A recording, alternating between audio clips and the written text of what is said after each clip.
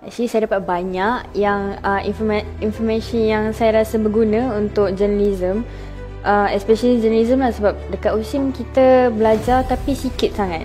So jadi bila saya datang sini saya dapat exposure banyak. Macam rupanya saya baru tahu journalism ni ada banyak cabang. Saya baru tahu bidang law, science, semua tu.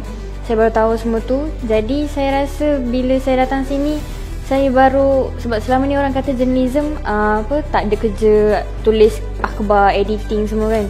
Macam kita akan pupus sebab ada AI. Tapi rupanya sebenarnya kita ni diperlukan di seluruh dunia dan banyak bidang lah journalism ni rupanya. Jadi saya rasa kursus ni sangat berguna untuk belajar journalism yang kurang exposure. Banyak input-input yang saya dapat daripada kursus ni, dan saya rasa kalau saya tak pergi kursus ni pun saya tak akan dapat dekat USIM, sebab USIM more kepada macam pembelajaran dalam buku teks macam tu, tapi kat sini lebih praktikal lah, mengenalkan kita dekat realiti industri nanti macam mana kan. Lepas tu orang-orang yang MPI bawa untuk kami pun orang-orang yang hebat. Jadi kami kalau dekat, untuk saya sendiri lah, kalau dekat USIM saya mungkin takkan jumpa orang-orang yang macam ni kan.